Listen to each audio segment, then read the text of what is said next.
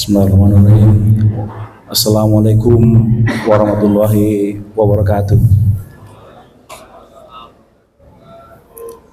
Puji syukur kita panjatkan kehadirat Rabbi, karena atas berkenannya lah kita berkumpul pada Zoom ini untuk saling berbagi, saling mengingatkan, dan saling menasihati dalam kebaikan. Yang kami hormati para pengurus BKM Masjid At-Taqwa Uma, yang kami hormati ada juga hadir di sini guru kita Al-Ustadz Profesor Dr. Insinyur Ahmad Rafiq Tantawi. Mohon izin Prof, saya duduk di sini nih. Yang kami hormati para hadirin jamaah sekalian yang kami muliakan. Saya dimintakan oleh BKM untuk ikut berbagi dalam sesi ini yang disebut namanya sebagai muzakarah dalam rangka Ramadan. Ketika dimintakan saya juga heran kok saya ditunjuk gitu kan, tapi yang namanya amanah ya insya Allah akan saya laksanakan. Mudah-mudahan apa yang saya sampaikan bermanfaat. Saya tentu tidak ingin mengajari limau berduri, mengajari ikan berenang, mengajari burung terbang, karena saya sendiri pun ilmunya tak seberapa. Tapi yang namanya berbagi, insya Allah sekecil apapun yang ada saya sampaikan nanti, mudah-mudahan bermanfaat bagi kita semuanya. Saya pikir lebih enak saya berdiri ya Ustaz ya, berdiri aja saya biarin. Oke, saya berpikir-pikir tentang apa judulnya. Saya ambillah puasa atau Ramadan untuk meningkatkan kesalehan individual, kesalehan sosial, kesalehan intelektual, dan kesalehan publik. Lanjut. Saya mulai dari cerita tentang kesalehan dan cerita tentang kenapa kita harus memiliki kesalehan. Saya mulai dari bahwa manusia pada prinsipnya di dunia ini memiliki dua predikat. Secara umum hanya dua predikat kita, tugas kita di dunia, yaitu pertama sebagai hamba Allah, Abdullah. Yang kedua sebagai wakil Allah, Khalifatullah. Sebagai hamba Allah, kita manusia ini kecil, tak memiliki kemampuan apa-apa, tak berdaya apa-apa. Tapi sebagai Khalifatullah, kita memiliki fungsi yang besar.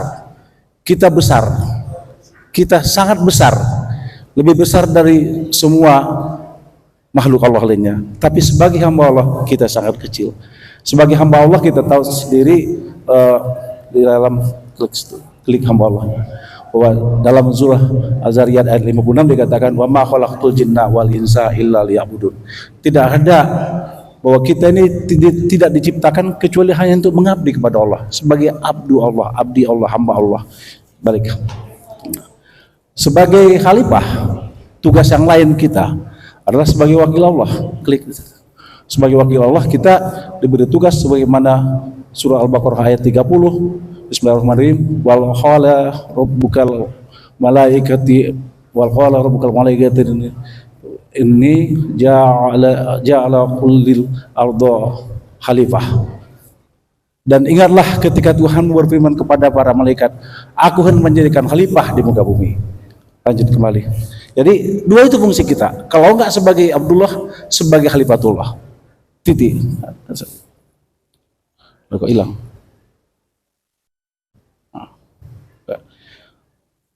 Nah, sebagai hamba Allah, modal kita apa? Modal kita ilmu nakliyah, ilmu yang diturunkan dari Allah berupa wahyu yang mutlak kebenarannya. Sementara sebagai Khalifatullah, modal kita adalah ilmu akliyah, ilmu yang dipelajari, ilmu berdasarkan nalar, pengamatan, dan pengalaman. Jadi kita dalam hidup ini diberikan nalar, diberikan pengalaman, penalaran, dan itulah tugas kita sebagai khalifah. Itulah modal kita sebagai khalifah. Kalau ilmu nakliyah adalah ilmu yang mutlak kebenarannya, sementara ilmu akliyah, asal katanya akal, yang kebenarannya relatif. Kebenaran relatif artinya hanya dianggap benar sampai kita menemukan bahwa dia salah.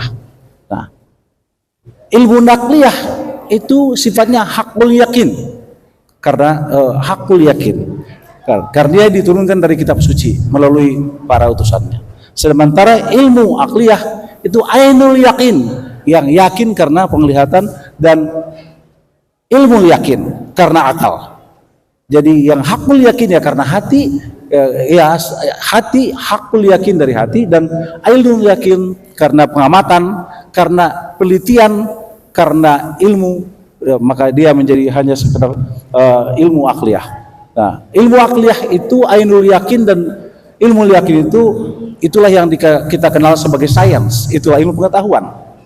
Sains didapatkan melalui berpikir, berakal, bernalar, memiliki rasa ingin tahu. Makanya dikatakan manusia maha ingin tahu, sementara Allah maha tahu. Nah, kalau ilmu nakliyah didapatkan melalui kitab suci yang diturunkan melalui berupa wahyu melalui utusannya, sementara sains didapatkan mengenai ilmu pengetahuan. Yang dua-dua inilah menjadi bekal baik sebagai Abdullah maupun sebagai Khalifatullah. Jadi sebagai Khalifatullah, selain ilmu akliyah plus jiwa, hati, roh yang akan saya jelaskan kemudian. Lanjut.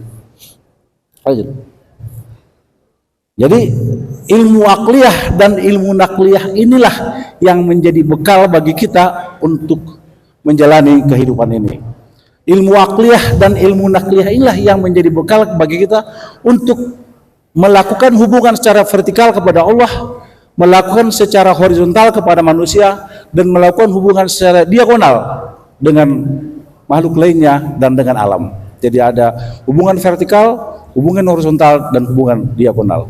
Hubungan vertikal itulah yang kita kenal namanya sebagai hablum minallah, hubungan horizontal sebagai hablum minannas, dan hubungan diagonal dengan alam sebagai hablum minal alam. Jadi berhubungan dengan alam. Jadi hubungan vertikal, horizontal, dan diagonal. Tiga-tiganya ini sama-sama penting. Lanjut. Hablum minallah akan diinvestasikan,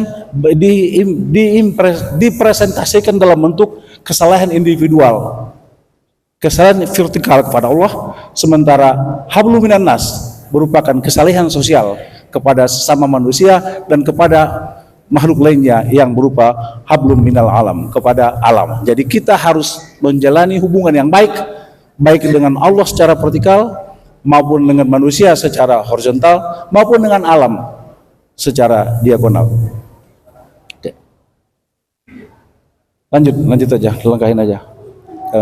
Jadi kesalahan individual itu adalah merupakan hubungan kita kepada Allah.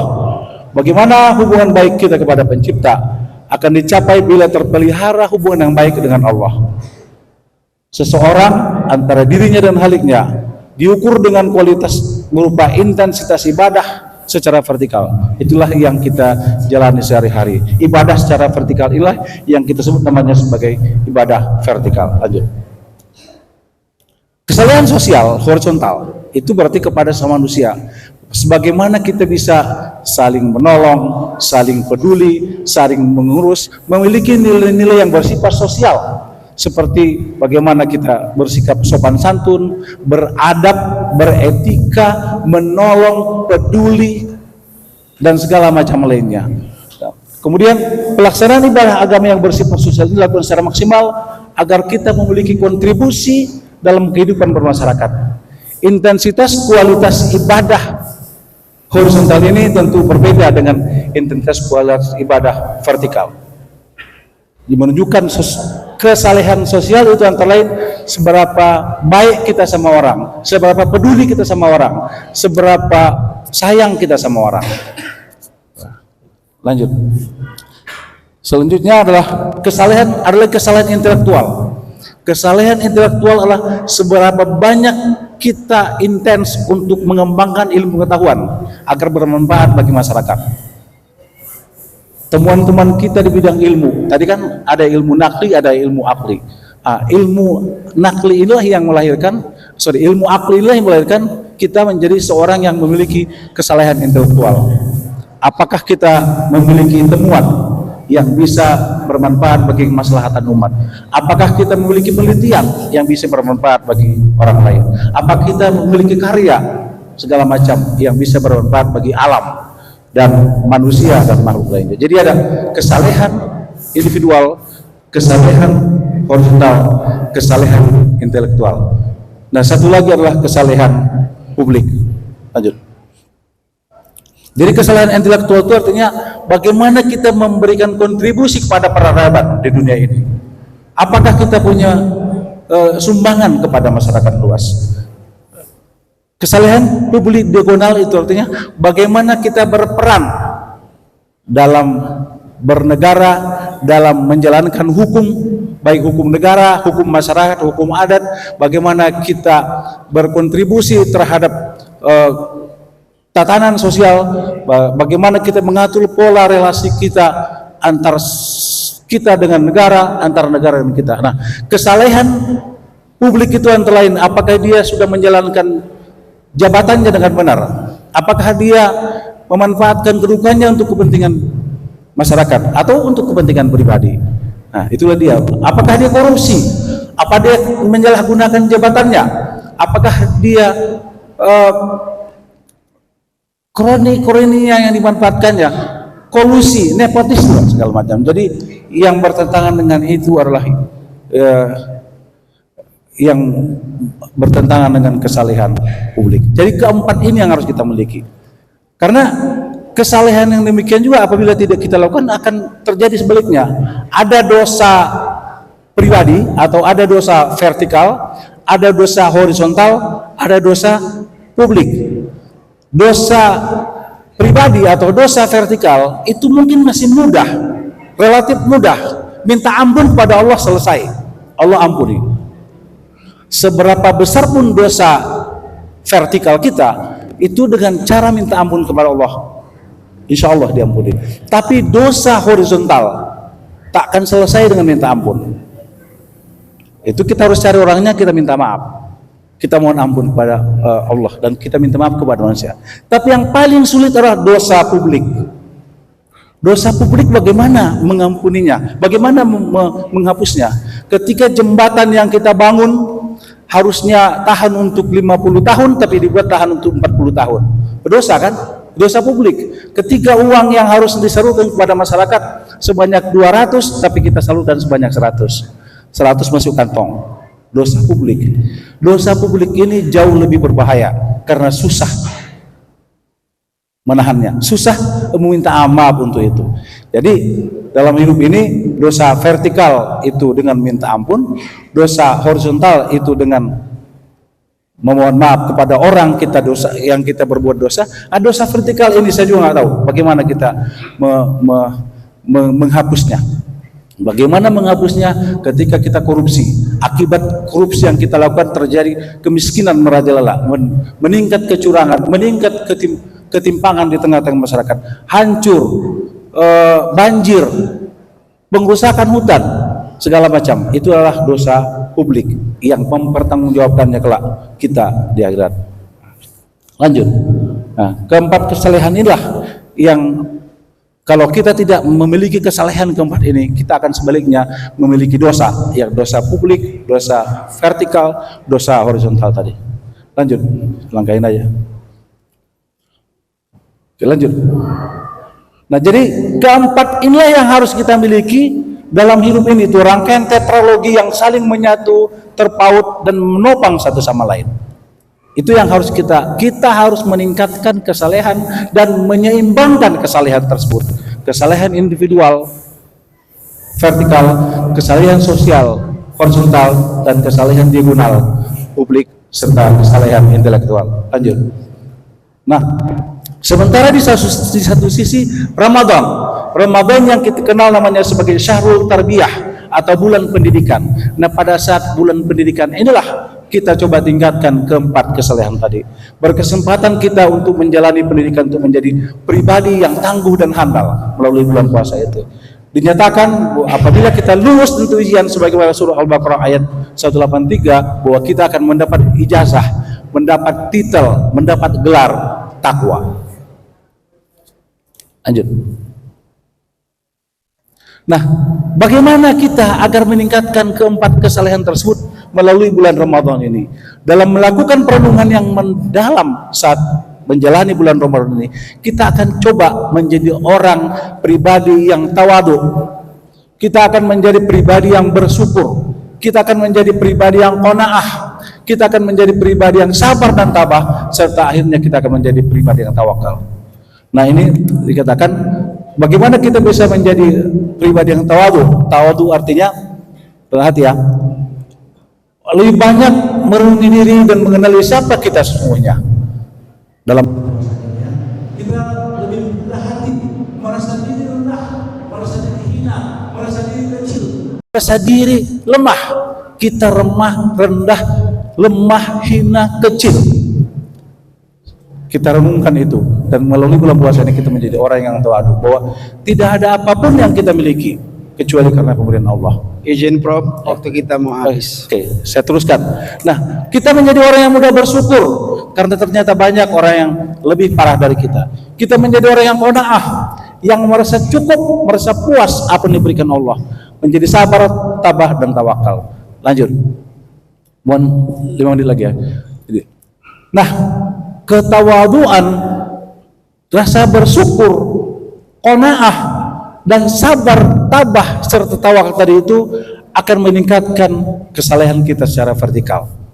Lebih banyak merenungi diri dan mengenali siapa sesungguhnya kita, lebih mampu memberikan penilaian yang objektif kepada diri kita. Siapa saya, dari mana saya, mau kemana saya, merasakan kehadiran Allah dalam setiap gerak-gerik kita, dalam setiap detak jantung kita, dalam setiap aliran darah kita, dalam setiap tarikan nafas kita. Melakukan ibadah dalam keikhlasan dan ketulusan, serta merasa lebih kuat keyakinan dan ketidakberdayaan kita di hadapan Allah. Nah, ini kesalehan vertikal itu dilakukan dengan istighfar, zikir, dan doa. Lanjut. Dengan mengakui kesalahan, mengingat Allah, dan minta kepada Allah. Lanjut. Dengan kesalehan, dengan suasana spiritual di bulan Ramadan ini, mudah-mudahan bisa meningkatkan kesalehan horizontal melalui pendidikan selama bulan puasa ini. Lanjut. Bulan Ramadan adalah bulan yang terkait dengan Al-Quran. Seperti saya katakan tadi, Syahrul Quran. Karena bulan Ramadan ini diturunkannya Al-Quran dari Lauhul Mahfuz ke Baitul Izzah, dan pada bulan Ramadan juga diturunkan kepada Nabi Muhammad yang kita kenal namanya sebagai Nuzul Quran. Nah, Al-Quran itu isinya kandungannya ada ilmu pengetahuan. Nah, sehingga sangat erat kaitannya Al-Quran dengan Ramadan dan bulan puasa dengan ilmu pengetahuan. Lanjut. Udah terburu waktunya. Jadi dengan bulan Ramadan kita berpuasa. Dengan berpuasa kita diharapkan belajar Al-Quran. Dengan belajar Al-Quran kita belajar ilmu pengetahuan, dan dengan ilmu pengetahuan kita meningkat sains kita, ilmu akli yang saya katakan tadi, akan meningkatlah kesalehan intelektual kita. Yang ketiga, yang keempat, lanjut. Jadi instrumen Ramadan, ibadah yang intensif dan perenungan diri yang mendalam saat Ramadan ini akan meningkatkan ibadah individual, akan meningkatkan ibadah diagonal, akan meningkatkan ibadah horizontal, dan akan meningkatkan ibadah intelektual. Lanjut. Itu intinya. Lanjut, kita lewatin aja. Sekian, terima kasih. Jadi mari kita upayakan bulan Ramadan ini untuk meningkatkan ibadah vertikal, ibadah horizontal, ibadah yang bersifat diagonal, termasuk ibadah intelektual, sehingga sesudah Ramadan kita bisa bertahan dan istiqomah dalam menjaga keseimbangan keempat kesalehan tadi itu, dan kita semuanya kelak mendapatkan gelar takwa sebagaimana surah Al-Baqarah ayat 183 yang mengatakan, yang disampaikan oleh Allah bahwa kita kelak menjadi orang-orang yang takwa dengan berpuasa. Demikian untuk sementara. Billahi taufiq wal hidayah. Assalamualaikum warahmatullahi wabarakatuh. Terima kasih kita sampaikan kepada Bapak Prof yang telah menerasikan penjelasan Ramadan dan pengaruhnya terhadap kesalehan individual, intelektual, sosial, dan publik. Kami minta selanjutnya kita tanya jawab, kalau boleh ada perwakilan dari mahasiswa, dosen atau pegawai, berarti tiga ini yang akan kita rujuk sebagai sampel untuk melakukan pertanyaan. Silakan Bapak Ibu-ibu yang bertanya. Siapa Pak? Halo? Oke, sebut nama ya Pak. Apa kegiatan di rumah? Diri Pak. Diri. Baik. Assalamualaikum warahmatullahi wabarakatuh. Nama saya Rahmat Yusuf Simamora. Jamaah sholat di sini. Ya. Terima kasih Prof atas pencerahannya.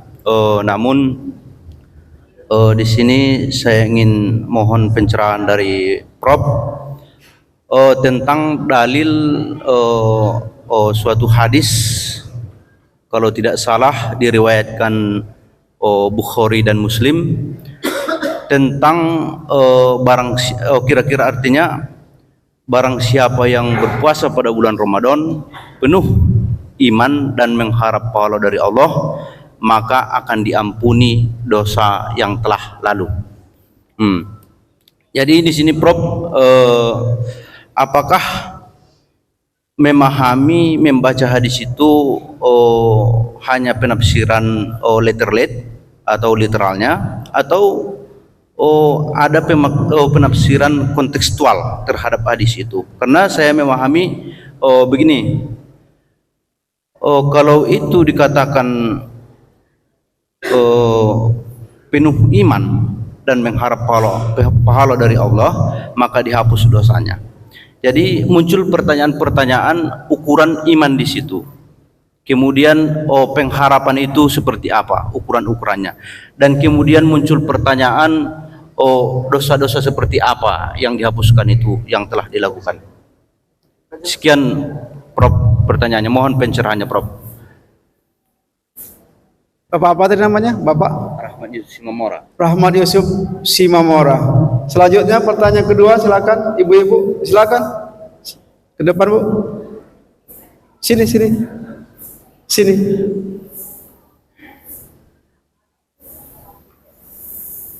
Silakan bangkit Bu. Sebut nama, dari mana? Ayo Bu, cepat.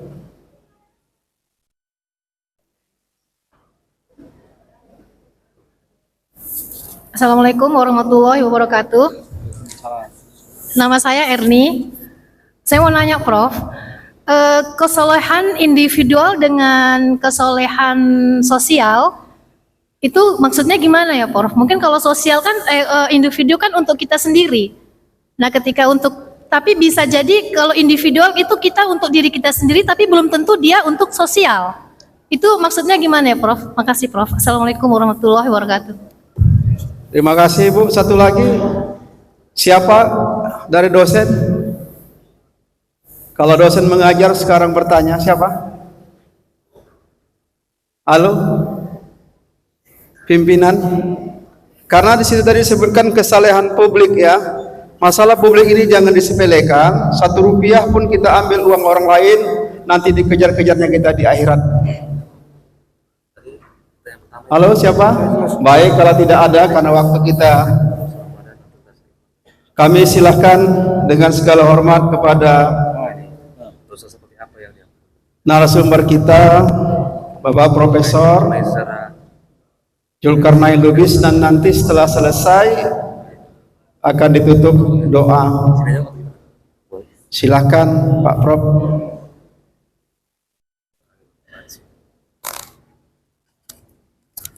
Oke, terima kasih. Kalau nggak salah tadi ya pertanyaannya terkait dengan hadis, barang siapa berpuasa Ramadan atas dasar iman dan mengharap pahala dari Allah, maka dosanya telah yang telah lalu akan diampuni.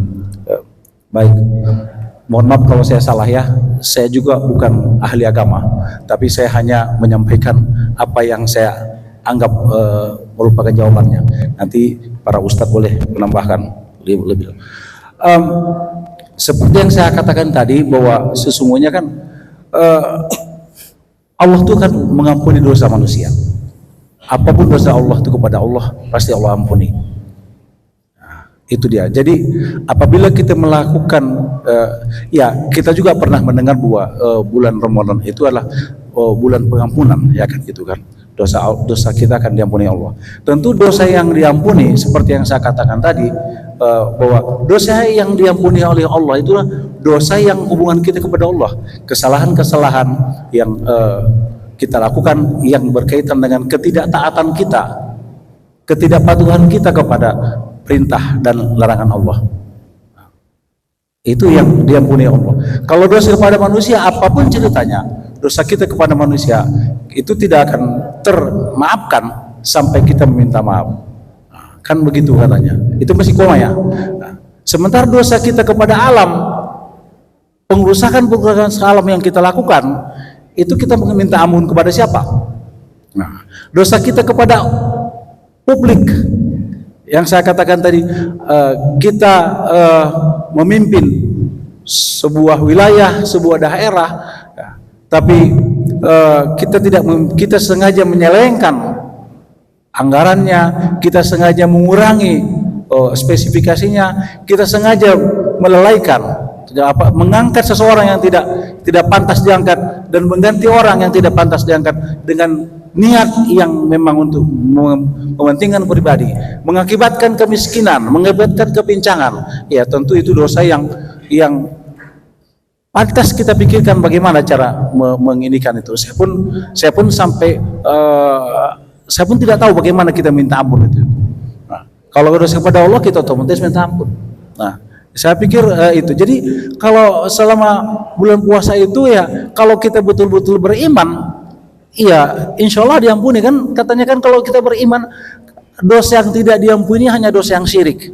Itu pun kalau kata salah satu guru saya ya, mengatakan bahwa yang syirik itu pun kalau kita minta ampun, syirik itu pada saat mati kita ingkar kepada Allah, itu baru betul tidak terampuni. Tapi kalau di dunia ini pun kita bertobat kembali kepada Allah, ya kita akan terampuni. Jadi tidak ada dosa yang tidak terampuni kalau kepada Allah.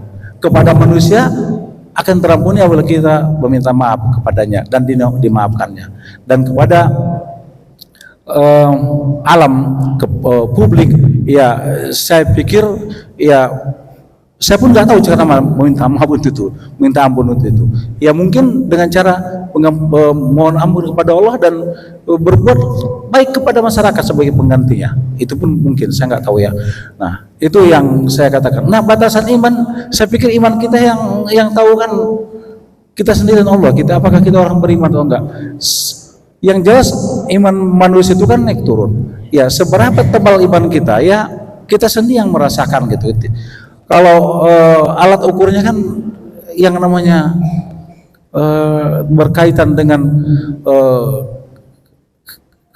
agama, seperti berkaitan dengan keimanan terutama, itu kan alat ukurnya nggak seperti alat ukur ilmu akli yang saya katakan tadi. Kalau ilmu akli ini kan bagaimana kita hanya mengatakan pahalanya dosanya besar sebesar apa, pahalanya besar sebesar apa. Jadi saya juga termasuk orang yang tidak sependapat yang terkait dengan agama itu dikuantifikasi atau dibuat strata dengan alat ukur tertentu. Saya pikir susah kita membuat alat ukur tertentu yang berkaitan dengan agama. Seberapa besar apa? Kan tidak ada ukurnya kan?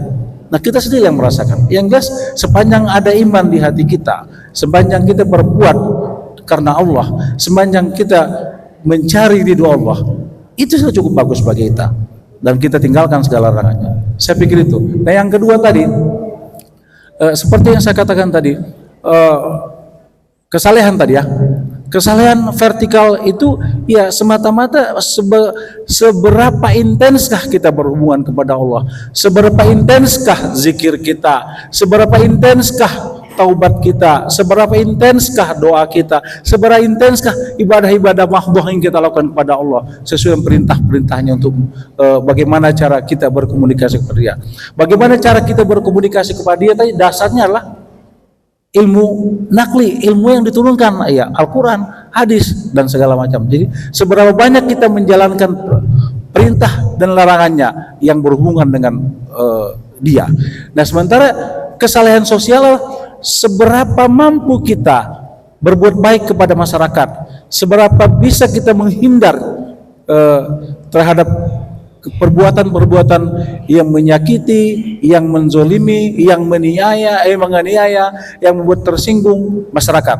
Nah, seberapa mampu kita menolong, peduli, berbuat baik kepada masyarakat. Nah, itu pilihannya. Jadi kalau tadi sosial itu kepada sesama manusia, gitu kan. Nah, kalau alam itulah tidak hablum minal alam. Saya pikir itu. Terima kasih. Terima kasih. Terima kasih Prof. Jazakallah. Syukron jazilah. Kita tutup dengan doa. Izin Prof saya. Izin Prof. Saya doa.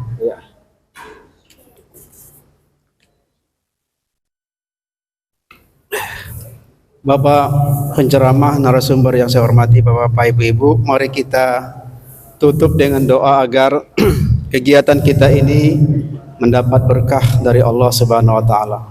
Sebelumnya saya mengajak dan mohon diikuti saya, kita baca doa yang dibaca oleh Nabi di dalam bulan Ramadan. Setelah saya baca nanti Ibu-ibu, Bapak-bapak tolong diikut ya. Asyhadu an la ilaha illallah. Ayo. Asyhadu an la ilaha illallah. Astaghfirullah. As'alukal jannah wa a'udzubika minan nar. Asyhadu an la ilaha illallah. Astaghfirullah. As'alukal jannah wa a'udzubika minan nar.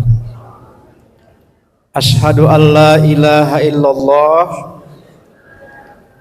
Astaghfirullah.